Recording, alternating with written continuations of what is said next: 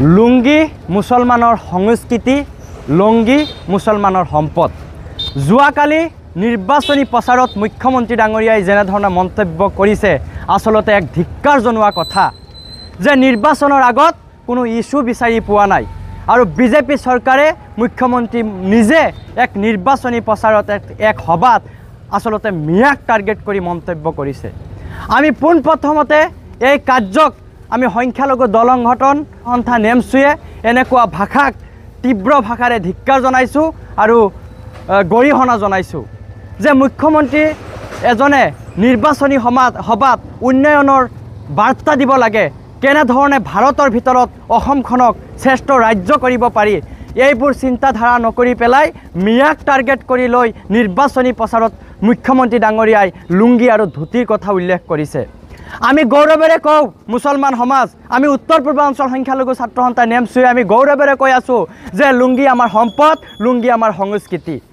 আজি আপুনি কেনেধৰণে মন্তব্য কৰিছে এই মন্তব্যক আমি তীব্ৰ ভাষাৰে পুনৰবাৰ কৈছোঁ, আমি গৰিহণা জনাইছোঁ যে মিয়াই আপোনালোকে চাব চোৰ চাপৰি অঞ্চলত মিয়া এলেকাত আপোনালোকে লক্ষ্য কৰি চাব যে মুছলমানসকলে মিয়াসকলে লুংগি পৰিধান কৰিও পথাৰত বজাৰত য'তে যাওক অসমীয়া প্ৰতীক, অসমীয়া স্বাভিমান গামোচাক মূৰত লৈ ডিঙিত লৈ আমি ঘূৰি ফুৰোঁ।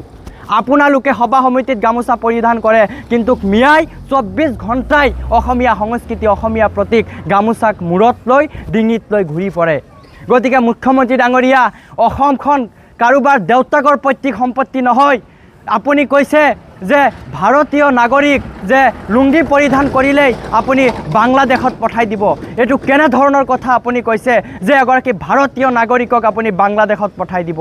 ইয়াক গৰিহণা জনোৱা কথা। আপুনি এগৰাকী দেশৰ এগৰাকী ৰাজ্যৰ মুখ্যমন্ত্ৰী, ৰাজ্যৰ মুৰব্বী হিচাপে আপোনাৰ মুখেৰে এনেধৰণৰ কথা শোভা পোৱা নাই। গতিকে আমি সংখ্যালঘু সমাজ, আমি মুছলমান সমাজ, আমি এয়া আপোনালোকে চাব পাৰিছে আজি লুংগি পিন্ধিয়ে আহিছোঁ আৰু লুংগি পিন্ধিয়ে আমি আপোনালোকৰ মাজত প্ৰতিক্ৰিয়া প্ৰকাশ কৰিছোঁ যে গাঁৱে ভূঞে আমি মুছলমান সমাজ এয়াই বাৰ্তা দিব বিচাৰিম যে গাঁৱে ভূঞে আপোনালোকে সকলোৱে লুংগি উৎপন্ন কৰক, লুংগি সকলোৱে পৰিধান কৰক। আৰু কাৰোবাৰ দম নাই যে আমি ইয়াত মুছলমান লোক আছোঁ, যাৰ বাংলাদেশত পঠাই দিয়ক আমাক, আমি লুংগি পৰিধান কৰি আচলতে আজি ওলাই আহিছোঁ। গতিকে এনেধৰণৰ মন্তব্য নকৰিব। অসমখন হৈছে শান্তশিষ্ট বিভিন্ন জাতি জনগোষ্ঠীৰ এক ভূমি, য'ত সকলোৱে মিলা প্ৰীতিত চলি আছে। আৰু আপোনালোকে ৰাজনীতি কৰে, মানৱতাৰ যি ৰাজনীতি আছে সেয়া কৰক। আপোনাৰ লুংগিত ধুতি আৰু মিয়া ৰাজনীতি কৰি অসমখনক উন্নতৰ দিশত আগুৱাই লৈ যাব নোৱাৰে। আমি হিন্দু মুছলমান একে আল্লাৰ ফৰমান, আমি সকলো জাতি জনগোষ্ঠীয়ে অসমত বসবাস কৰোঁ।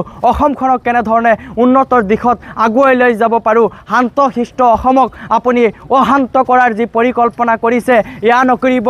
অনাগত দিনত আমি মুছলমান সমাজ আচলতে ৰাজপথত ওলাবৰ কাৰণে আমি বাধ্য হ'ম আৰু অসমৰ 1 কোটি মুছলমান আমি লুংগি পৰিধান কৰি পেলাই আমি ৰাজপথত আচলতে আমি প্ৰতিবাদ সাব্যস্ত কৰিম যদি এনেধৰণৰ মন্তব্য আপুনি কৰে। আপোনাক গতিকে আমি সাৱধান কৰি দিছোঁ যে আপুনি এনেধৰণৰ মন্তব্য নকৰিব। আৰু আপুনি যি মন্তব্য কৰিছে আমি আপোনাক আহ্বান জনাম যে আপুনি এখন ৰাজ্যৰ মুখ্যমন্ত্ৰী, আপুনি ক্ষমা বিচাৰক মিয়াসকলৰ পৰা, মুছলমানসকলৰ পৰা।